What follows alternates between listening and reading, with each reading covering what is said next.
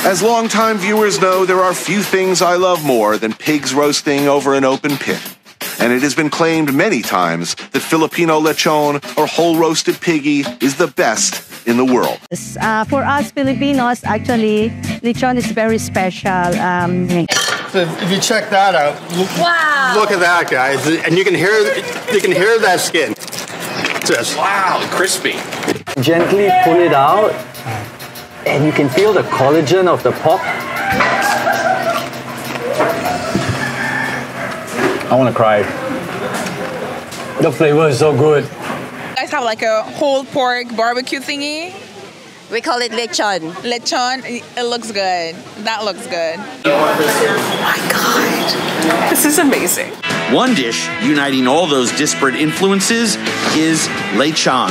Young pig, spit roasted whole for hours until the meat is succulently tender and the skin is crisp porcelain perfection. Most Filipinos consider it the unofficial national dish.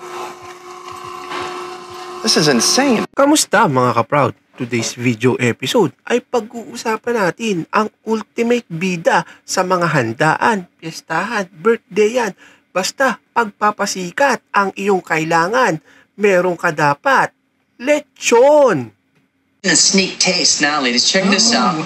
Look at this. This is roasted pork, roasted pig. Look at that. It's got the skin on it and everything, the fat in there. It looks beautiful. Patch, where does that come from? That is from the Philippines. It's twice cooked, very tedious process called lechon kawali. And then I have a good friend of him who does Filipino foods. He did that especially for me to help me today. So that's like a hog roast, right? It's a hog roast. It's a whole roast suckling pig.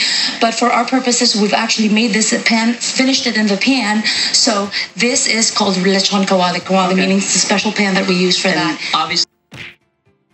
When we first opened, it's very hard for us because people here in Singapore, they don't know about us. It was through a gas station manager. He said, you gotta go try this out.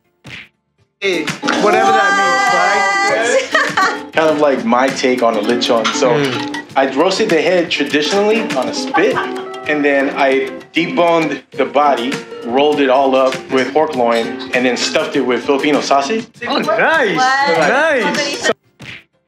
lechon? 통돼지 바비큐죠. 이제 통으로 먹어버리는 거야. 아, 이게 뭐야? 몇 명이서 원래 먹어야 되는 거야? 이게 원래 그 필리핀 맛은 괜찮다.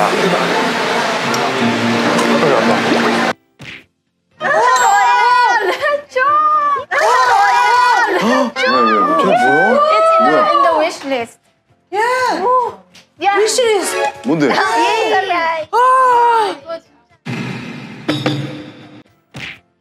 Pero teka, bago pa natin pag-awayan sa comment section, saan ba talaga nag-originate ang lechon?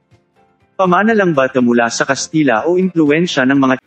Pero bago tayo magpatuloy sa kwentuhang lechon, nakita mo naman talagang viral na viral at bumibida na sa ilang mga videos, hindi lamang sa YouTube, pati mga news feature sa ibang bansa. Pero aalamin muna natin, ano nga ba ang history ng lechon dito sa Pilipinas? Ang salitang lechon ay mula sa Spanish word na leche o milk. Suckling pig o biik na umiinom pa ng gatas sa ina kasi ang karaniwang ginagawang lechon noon. Bago pa man lumapag sila Magellan sa Cebu noong 1521, naglelechon na ang mga katutubong Pilipino. Inasal means something that is roasted whole. Yun. So since there is a word for that, that means we have been doing it for the longest time. Pero syempre hindi papayag ang mga Chinese na hindi sa kanila nagsimula ang lechon. Ano nga bang alamat ng lechon, pare Kois? Lugar na nagkaroon ng sunog. Merong doon mga alagaan ng baboy, kaya yung mga baboyan doon, nasunog doon yung mga baboy nila. And then, dahil sayang, kumbaga, nagkaroon ng chance na matikman ng mga Chino yung nasunog na baboy at natikman nila, masarap. Ano sa tingin mo ang totoong pinagmula ng lechon sa Pilipinas? Magellan and his crew landed in Cebu in 1521. They saw shamans offering pigs during rituals. So we can really say that pig is the centerpiece of every religious celebrations of pre-colonial Filipinos. Whatever that means, right? Kind of like my take on a lechon. So I roasted the head traditionally on a spit, and then I deboned the body, rolled it all up with pork loin, and then stuffed it with Filipino sausage. Oh, nice! Nice! Basta kahit saan man nagsimula ang history ng lechon, ang importante, sa ngayon, ito ang #1 at ang the best in the world. Ang ating babalikan ay na-feature nga sa Time Magazine ang mga katagang binitawan noon ni Anthony Bourdain nang matikman niya ang lechon sa Cebu na ito daw ay the best pig ever. I consider myself an expert on pig, and this is looking pretty good. What do you think? Yeah? lechon? 통돼지 바비큐죠. 이제 통으로 먹으는구나. 와. 아, 이게 뭐야? 와. 4명이서 원래 먹어야 되는 거야? 이게 원래 그 필리핀 맛은 괜찮다. Go ahead.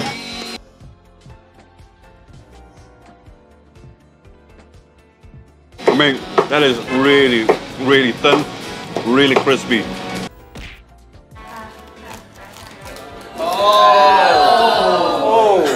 Look at that steam popping out. There's sausages in there.